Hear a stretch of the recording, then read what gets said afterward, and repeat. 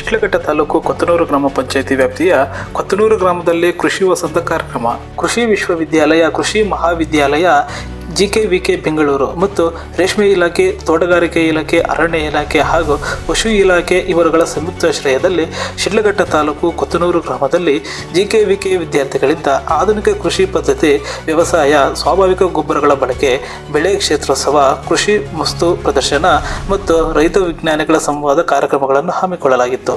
ಈ ಒಂದು ಕಾರ್ಯಕ್ರಮದಲ್ಲಿ ಆಧುನಿಕ ತಂತ್ರಜ್ಞಾನ ಬಳಸಿ ಉತ್ತಮ ಬೆಳೆ, ಗುಣಮಟ್ಟದ ಆಹಾರ ವಿಧಾನ, ಆಧುನಿಕ ಯಂತ್ರೋಪಕರಣಗಳು, ಜೈವಿಕ ರಸಗೊಬ್ಬರಗಳ ಬಳಕೆ, ಫಲವತ್ತಾದ ಭೂಮಿ ಇವುಗಳಿಗೆ ಸಂಬಂಧಿಸಿದಂತೆ ಪ್ರಾಯೋಗಿಕವಾಗಿ ವಿದ್ಯಾರ್ಥಿಗಳಿಂದ ತಿಳಿಸಲಾಯಿತು. ಈ ಒಂದು ಕಾರ್ಯಕ್ರಮಕ್ಕೆ ಆಗಮಿಸಿದ ಸಾವಿರಾರು ಜನಕ್ಕೆ ಶ್ರೀ ಬೀರಾಕ್ಷಿ ಫೌಂಡೇಶನ್ ಟ್ರಸ್ಟ್ ಅಧ್ಯಕ್ಷರು, ಸಮಾಜ ಸೇವಕರಾದ ಬೀರಪ್ಪನಹಳ್ಳಿ ಗೌಡನವರ ನರಸಿಂಹಮೂರ್ತಿಯವರು ಊಟದ ವ್ಯವಸ್ಥೆ ಹಾಗೂ ನೀರಿನ ವ್ಯವಸ್ಥೆಯನ್ನು ಕಲ್ಪಿಸಿಕೊಟ್ಟರು. ಈ ಸಂದರ್ಭದಲ್ಲಿ ಮಾತನಾಡಿದ ಸಮಾಜ ಸೇವಕ ಬೀರಪ್ಪನಹಳ್ಳಿ ನರಸಿಂಹಮೂರ್ತಿರವರ ಸಹೋದರ ದ್ಯಾವಪ್ಪನವರು ಮಾತನಾಡುತ್ತಾ, ಕೃಷಿಗೆ ಸಂಬಂಧಿಸಿದಂತೆ ಇನ್ನೂ ಹಳೆಯ ಪದ್ಧತಿಗಳಲ್ಲಿ ರೈತರು ಮುನ್ನಡೆಯುತ್ತಿದ್ದು, ಆಧುನಿಕ ಕೃಷಿಗೆ ಸಂಬಂಧಿಸಿದಂತೆ ಬೇರೆ ಭಾಗಗಳಲ್ಲಿ ಕಲಿಕಾ ಹಾಗೂ ಪ್ರದರ್ಶನಗಳಲ್ಲಿ ಭಾಗಿಯಾಗಲು ಸಾಧ್ಯವಾಗಿರುವುದಿಲ್ಲ. ಸ್ಥಳೀಯವಾಗಿ ಇಂತಹ ಕಾರ್ಯಕ್ರಮಗಳು ಆಗುವುದರಿಂದ ರೈತರಿಗೆ ತುಂಬಾ ಅನುಕೂಲವಾಗಿರುತ್ತದೆ. ರೈತರು ವಿನೂತನ ಪದ್ಧತಿಗಳನ್ನು ಬಳಸಿಕೊಳ್ಳಬೇಕು ಎಂದು ತಿಳಿಸಿದರು.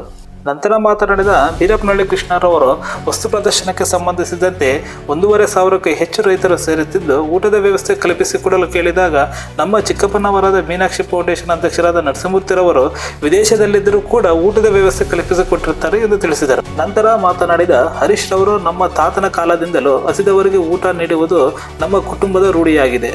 ಊಟ ಕಲ್ಪಿಸಿಕೊಡುವುದರಲ್ಲಿ ನಾವು ಹಿಂದೆ ಹೋಗುವುದಿಲ್ಲ ಎಂದು ತಿಳಿಸಿದರು. ಈ ಒಂದು ಸಂದರ್ಭದಲ್ಲಿ ತಹಸೀಲ್ದಾರರಾದ Gagana Sindhu, circle inspector Srinivas, BJP ಮಂಡಲ ಅಧ್ಯಕ್ಷರಾದ ಸಿಕ್ಕಲ್ ಆನಂದಗೌಡ ಇನ್ನೂ ಮುಂತಾದವರು ಭಾಗಿಯಾಗಿದ್ದರು.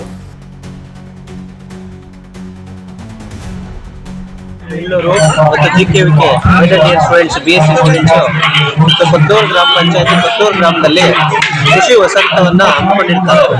ಈ ಕಾರ್ಯಕ್ರಮಕ್ಕೆ ಒಂದು ವಾರಗಳ ಹಿಂದೆ ಬಂದು ಬೀರಪ್ಪನಹಳ್ಳಿ ನರಸಿಂಹಮೂರ್ತಿ ಅಣ್ಣವ್ರನ್ನ ಈ ತರ ಕಾರ್ಯಕ್ರಮ ಇದೆ, 1000ರಿಂದ 1500 ಜನ ರೈತರು ಸೇರ್ಬೋದು.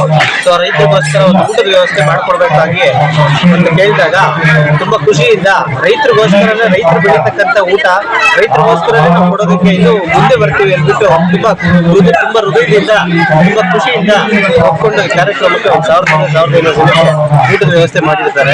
ಸೊ ಇನ್ನೂ ಮುಂದೆ ಅವರು ಇನ್ನೂ ಹೆಚ್ಚಿನ ಶಕ್ತಿ ಕೊಡ್ಲಿ ದೇವರು ಅಂತ ಈ ಮೂಲಕ ಮತ್ತೆ ದೇವರಲ್ಲಿ ಪ್ರಾರ್ಥನೆ ಮಾಡ್ತಾ ಶಿಡ್ಲಘಟ್ಟ ತಾಲೂಕಿನಲ್ಲಿ ಈ ತರ ಕಾರ್ಯಕ್ರಮಗಳು ಯಾರೇ ಮಾಡಿದ್ರು ಅವ್ರೇನಾದ್ರು ಬಂದು ತಮ್ಮಲ್ಲಿ ಕೇಳಿದ್ರೆ ನೀವು ಇದೇ ರೀತಿ ಸಹಕರಿಸುತ್ತೀರಾ? ಎಲ್ಲಾ ಕಾರ್ಯಕ್ರಮಗಳು ನೋಡಿರೋ ಹಾಗೆ ಇದುವರೆಗೂ ಮಾಡ್ಕೊಂಡ್ ಬಂದಿದ್ದೀವಿ, ಇನ್ನು ಮುಂದೇನು ಸಹ ಮಾಡ್ತೀವಿ. ಇನ್ನು ಅನೇಕ ಕಾರ್ಯಕ್ರಮಗಳು ಮಾಡಕ್ಕೆ ಆ ದೇವರ ಶಕ್ತಿ ನಮಗ್ ನೀಡ್ಲಿ ಅಂತ ನಾವು ದೇವರನ್ನು ಪ್ರಾರ್ಥನೆ ಮಾಡ್ತೀವಿ. ನೀವು ಯಾವುದೇ ಕಾರ್ಯಕ್ರಮದಲ್ಲಿ ಊಟದ ವ್ಯವಸ್ಥೆ ಮಾಡ್ತಾ ಇದ್ರಾ? ಇದು ಪ್ರೇರಣೆ ಯಾರು? ಪ್ರೇರಣೆ ಜನನೇ. ಇದಕ್ಕೆ ಊಟದ ವ್ಯವಸ್ಥೆ ಪ್ರೇರಣೆ ನಮ್ಮ ಹಿರಿಯರು, ನಮ್ಮ ಕುಟುಂಬದವರು. ಅವತ್ತು ನಮ್ಮ ತಾತನ ಕಾಲದಿಂದ ನಮ್ಮ ಮನೆಯಲ್ಲಿ 100 ಜನ ಊಟ ಮಾಡ್ತಾ ಇದ್ರು. ಅವರು ಎಷ್ಟು ದುಡ್ಡು ಕೊಟ್ಟರು ಸಂತೋಷ ಅಂತ ಹೇಳ್ತಾ ಇರ್ಲಿಲ್ಲ. ಹೊಟ್ಟೆ ತುಂಬಾ ಊಟ ಕೊಟ್ಟಾಗ ನಮ್ಗೆ ಇವತ್ತು ಸಂಪೂರ್ಣವಾಗಿ ಸಂತೋಷವಾಗಿದೆ ಅಂತ ಅವ್ರು ಹೇಳ್ತಾ ಇದ್ರು. ಅದಕ್ಕೋಸ್ಕರ ನಾವು ನಮ್ಮ ಹಿರಿಯರು ಕಾನ್ಸೆಪ್ಟ್ ಫಾಲೋ ಮಾಡ್ತೀವಿ. ನಾವು ಎಲ್ಲೇ ಮಾಡಿದ್ರು ಈ ನೀವು ಹೇಳಿದ ಅನ್ನೋದು ನಾವು ಯಾರಿಗೂ ಇಲ್ಲ. ಅವ್ರು ನಮ್ಮ ಹಿರಿಯರು ಕೊಟ್ಬಿಟ್ಟು ಭೇಟಿನೂ ಮಾಡ್ತಾ ಇದ್ದೀವಿ. ತುಂಬಾ ಅನುಕೂಲಗಳು ಕಮ್ಮಿ ಇದೆ. ಪ್ರತಿ ವರ್ಷ ಕೃಷಿ ಮೇಳಕ್ಕೆ ಹೋಗೋದಕ್ಕೆ ತುಂಬಾ ಅನಾನುಕೂಲಗಳಿರೋದ್ರಿಂದ ಎಲ್ಲಾ ವಿದ್ಯಾರ್ಥಿಗಳು ಬಂದು ಇಲ್ಲೇ ರೈತರಿಗೆ ಯಾವ ಹಂತದಲ್ಲಿ ಏನೇನ್ ಮಾಡ್ಬೇಕು, ಕೃಷಿ ಚಟುವಟಿಕೆಗಳು ಹೆಂಗ್ ಮಾಡ್ಬೇಕು, ಯಾವ ತರ ಮಾಡ್ಬೇಕು ಅನ್ನೋದು ಹುಡುಗರು ಅವರು ಆನರ್ಸ್ ಅಲ್ಲಿ ಎಲ್ಲ ತಿಳುವಳಿಕೆ ಮಾಡಿ 3 ತಿಂಗಳ ಅನುಭವದಲ್ಲಿ ಎಲ್ಲ ಪ್ರಾತ್ಯಕ್ಷಿಕವಾಗಿ ಒಂದೊಂದು ಬೆಳೆನೆ ಇದ್ ಮಾಡಿದ್ದಾರೆ. ಅದೆಲ್ಲ ಬೆಳಗ್ಗೆಯಿಂದ ಬಂದು ನಮ್ಮ ರೈತರಿಗೆ ಎಲ್ಲ ನೋಡಿಸಿದ್ದಾರೆ, ಹೆಂಗ್ ಬೆಳಿಬೇಕು, ಯಾವ ತರ ಬೆಳಿಬೇಕು. ಮೊದಲು ಪದ್ಧತಿ, ಬೇಸಾಯದ ಪದ್ಧತಿ ಆಗಿತ್ತು. ಈಗ ಹೊಸ ಪದ್ಧತಿಗಳಲ್ಲಿ ಇಳುವರಿಗಳು ಹೆಂಗ್ ತೆಗಿಬೇಕು ಅನ್ನೋದು ಈಗ ಮಾದರಿ ರೂಪದಲ್ಲಿ ಹುಡುಗರು ಜಿಕೆವಿಕೆಯಿಂದ ಬಂದು ಇಲ್ಲಿ ಪ್ರಾತ್ಯಕ್ಷಿಕವಾಗಿ ಹಂತವಾಗಿ ಎಲ್ಲ ತಿಳುವಳಿಕೆ ಹೇಳ್ಕೊಟ್ಟಿದ್ದಾರೆ ನಮ್ಮ ರೈತರಿಗೆ. ಅದೇ ಹುಡುಗರಿಗೆ 3 ತಿಂಗಳ ಅನುಭವದಲ್ಲಿ ತುಂಬಾ ನಮ್ಮ ಕೊತ್ತೂರು ಪಂಚಾಯತಿ ರೈತರಿಗೆ, ರೈತ ಮಹಿಳೆಯರಿಗೆ ತುಂಬಾ ಅನುಕೂಲ ಆಗಿದೆ.